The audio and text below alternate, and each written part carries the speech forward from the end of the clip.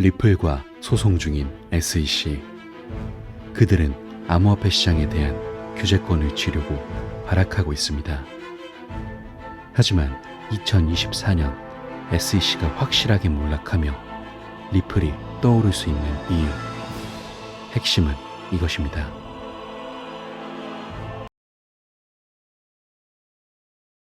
안녕하세요, 크립토피아입니다. 금일 브리핑 시작해볼게요. 먼저 체크해드릴 건 이겁니다. 바로 어제 새벽 리플이 급락하면서 화제가 됐었죠. 당초 720원 선에서 횡보하던 XRP가 오전 4시 무렵 700원 초반까지 하락해 업계 이목을 집중시켰고, 리플이 유의 종목까지 지정되면서 홀더분들과 투자자분들이 많이들 걱정하셨을 거라고 생각하는데, 이에 대해서 체크하고 넘어가려고 해요. 살펴보면 리플의 공동 설립자 크리스 라슨, 이 해킹으로 약 1억 1250만 달러 상당의 피해를 당했다는 기사가 나왔었죠. 이에 대해서 리플 해킹 정황이 포착되면서 약 2억 1300만 XRP 피해가 예상되고, 도난당한 자금은 MEXC, 게이트.io, 바이낸스, 크라켄, OKX, HTX 등을 통해 세탁됐다는 기사가 전해졌어요. 이에 크리스 라슨이 어제 나의 개인 XRP 계정 중 일부에 무단 액세스가 있었다. 우리는 신속하게 문제를 파악하고 영향받은 주소를 동결하도록 거래소에 알렸다. 이미 법 집행 기관이 해당 문제 해결에 참여하고 있다 라고 밝혔는데, 이게 리플의 악재로 작용한 거예요. 다만 리플 CEO 브래드 갈링하우스가 리플이 해킹됐다는 추측에 대해 반박을 했어요. 1억 달러 이상 상당 XRP를 도난당한 것으로 추정되는 월렛은 리플 공식 계정이 아닌 누군가의 개인 계정이다. 곧 공식 입장을 발표할 예정이다 라고 말이죠. 즉 현재 리플사에 관련된 공식 지갑이 아니라 개인 한 명의 지갑이 해킹당한 사례라는 소리인데, 이게 물론 개인 한 명의 사례이긴 하지만 리플의 공동 창업자였었고 현 스텔라루멘의 설립자이기도 하기 때문에 관련된 이슈가 컸었지만, 저는 단순한 해프닝이라고 보고 있거든요. 어쨌든 리플의 관련 지갑이 보안상의 이유로 뚫린 것도 아니고 개인 지갑에 해킹당한 것은 매우 특별한 사례는 아니기 때문에 충분히 있을 수 있는 일이라고 생각하고 있어요. 물론 홀더분들이나 투자자분들의 입장에서 시장의 다른 알트코인들이 순환 상승을 이뤄내고 있지만 XRP만이 지지부진한 모습을 보여주는 가운데 이런 사건까지 터져서 더욱더 마음이 심란하실 텐데, 말 그대로 단순한 해프닝으로 생각하시고요. 리플사에 관련된 악재는 아니라는 거 다시 한번 안심하고 체크하시길 바랄게요. 다음으로 최근 SEC와 뎁박스에 관련된 소송을 조명해 보려고 하거든요. SEC는 과거 뎁박스가 5천만 달러 규모의 암호화폐 사기 행위를 저질렀다고 주장했었고, 또 지난 8월에는 뎁박스가 이미 해외로 72만 달러를 송금했다고 주장하면서 법원으로부터 뎁박스 자산 동결 조치 승인을 얻어냈었거든요. 근데 사건이 계속 진행되고 자세히 알아본 결과 이게 거짓으로 들통났어요. 담당 판사 로버트 쉘비 판사가 SEC가 증거를 잘못 주장했다. 72만 달러는 해외가 아닌 미국 내로 송금된 것이라고 결론을 지은 건데, 담당 판사가 피고인이 은행 계좌를 폐쇄하고 자금을 해외로 이전하려고 시도했다고 잘못 진술했고, SEC는 법원을 속였다고 주장을 한 거죠. 이에 대해서 SEC는 제출한 서류에서 당시 변호사 자신도 몰랐던 부정확한 사실이었다. 그걸 깨달았을 때 그 진술을 정정하지 못했다 이렇게 말하면서, SEC 변호사들이 좀 더 적극적으로 알아보지 못한 건 인정하지만 이러한 문제를 해결하기 위해 제재 조치가 적절하거나 필요하지 않다. 만약 법원이 일부 제재가 필요하다고 판단한다면 편견 없이 해고 이상의 처벌을 하지 말고 소송을 기각만 해달라 이렇게 말을 합니다. 다시 말해서 우리가 잘못 파악해서 소송을 제기하기는 했지만 해고 같은 심한 처벌은 하지 말고 그냥 우리가 신청한 소송을 기각만 해달라 이런 식으로 말을 하고 있는 거예요. 하지만 이에 대한 결과는 어땠을까요? SEC가 잘못 파악하여 신청한 소송으로 인해 130개국 이상에서 약 30만 명의 사용자들이 이용해 혼란을 겪었고, 뎁박스 토큰이 56% 이상 폭락하는 데 이어서 신용카드 회사와 은행의 협력 거부를 포함하여 직원 급여 지급에까지 문제가 생겼어요. 따라서 SEC는 해당 기업에 엄청난 피해를 준 거고, 더욱 뻔뻔한 건 편견 없이 소송을 기각해달라 라고 말한 게 다음에 다시 재심할 수 있는 가능성까지 열어두는 것이기 때문에 시장에서도 많은 비판을 받고 있는 거죠. 저는 이게 어쨌든 SEC의 굉장한 치명타가 될 거라고 보고 있는데, SEC의 법적 접근 방식에 대해 법원이 조사하게 된다면 SEC의 신뢰성은 박살나게 될 것이고, SEC는 규제 분야뿐만 아니라 주장에 대한 견고한 법적 기반을 제시하는 데에도 어려움을 겪고 있기 때문이죠. 또한 이런 모습과 더불어서 같은 SEC 위원인 헤스터 피어스 위원이 SEC 정책이 불공평하다 라고 비판하고 나섰거든요. 안 그래도 에스더 피어스 위원은 SEC의 규제 명확성은 일관성이 부족하다고 꾸준히 비판해 왔었는데, 최근에는 합의한 피고인에 대한 개그 규정을 개정하지 않는 SEC의 정책이 불공평하다고 다시금 나선 거예요. 이게 뭐냐면 SEC는 피고가 합의한 후에 혐의를 비판하는 것을 금지하는 1972년 관련 법이 있었거든요. 즉 합의 절차를 거치면 다시금 SEC에게 그에 관련된 반박이나 의견을 제시할 수가 없는 거죠. 이게 문제가 되는 건 대표적인 사례들인 리플과 그레이스케일을 예로 들어보면 이들 기업은 자금적으로 여유가 있는 기업들이라서 SEC와 소송이 진행되어도 이를 감당할 수 있는 여력이 있죠. 여기서 일전에 리플은 SEC와 소송 비용으로 2,700억 원 이상을 썼다고 발언을 하기도 했었는데, 매우 큰 자금이긴 하지만 감당할 수 있는 자금적 여력이 있었어요. 하지만 반면에 이런 엄청난 소송 비용을 감당할 기업이 얼마나 있을까요? 대부분의 기업들은 이런 엄청난 소송 비용을 감당하지 못하기 때문에 반강제적으로 SEC랑 합의를 하게 돼요. 여기에 대한 대표적인 예로도 일전 SEC와 소송을 진행했던 크라켄 거래소가 있죠. 이들도 사실상 엄청난 소송 비용을 감당하지 못해서 합의를 선택을 했었는데, 이렇게 반강제적으로 합의를 하게 됐을 때 다시금 이에 대해서 반박할 수 있는 헌법상의 기본권을 포기하게 하는 게 1972년에 만들어진 SEC에 관련된 규정이라는 거예요. 결과적으로 현재 SEC는 100년 된 증권법인 하위 테스트를 가지고 암호화폐를 규제하려는 시도를 포함해서 본인들에게 불리한 법안 개정은 거부하며, 본인들이 큰 실수를 저질러 기업에게 큰 피해를 입혔지만 이에 대한 처벌은 회피하고 소송만 기각해달라는 이런 모습들을 볼 때 정말 시장의 악이라는 말이 잘 어울리는 것 같아요. 하지만 여러 번 말씀드렸듯 저는 이번 연도에 SEC에 피바람이 불지 않을까 생각하고 있는데, 가장 큰 걸로는 SEC의 수장 게리 겐슬러의 해임까지도 생각해 볼 수 있어요. 일단 이번 연도 말에는 미 대선이 기다리고 있기 때문에 암호화폐 친화적인 법률들의 대거 등장을 기대해 볼 수 있고, 더불어 앞선 말도 안 되는 악행을 저지른 SEC의 수장 게리 겐슬러의 해임도 기대해 볼 수 있어요. 그냥 추측하는 게 아니라 이건 SEC 개정안이라고 해서 관련 법안을 미 의원이 발의했었기도 하기 때문에 이뤄질 가능성이 충분하죠. 또한 당장 SEC가 제기한 코인베이스와 바이낸스에 대한 소송이 법원 명령에 의해 기각될 수 있다는 가능성도 대두되고 있는데, 물론 이들 소송이 기각되지 않고 계속해서 진행될 수도 있겠지만, 앞서 거래소를 통해 판매한 XRP는 증권이 아니다라는 법원 판결의 선례가 생긴 만큼 코인베이스와 바이낸스가 계속해서 유리한 입지를 가지지 않을까 생각되고 있어요. 따라서 이런 여러 가지 이유들 때문에 SEC는 현재 위기라고 생각하고 있기 때문에 결과적으로 코인베이스와 바이낸스가 소송에서 유리한 결과를 얻고, 이 선례를 기반으로 리플이 더욱 입지를 견고히 해 소송에서 승소하며 그 후 미 대선에서 암호화폐 관련 법안들이 나옴과 동시에 SEC 위원장 게리 겐슬러가 해임되는 것까지 생각해 본다면 2024년은 정말 기대되는 한 해라고도 생각해 볼 수 있기에 이 점 긍정적으로 체크하시라는 말씀 강조드리고요. 금일 브리핑은 이것으로 마무리하도록 하겠습니다. 마지막으로 영상 아래의 고정 댓글 보시면 이런 시장의 다양한 관점들에 대해 교류할 수 있는 소통방 링크 있으니까 많은 참여 부탁드릴게요. 감사합니다.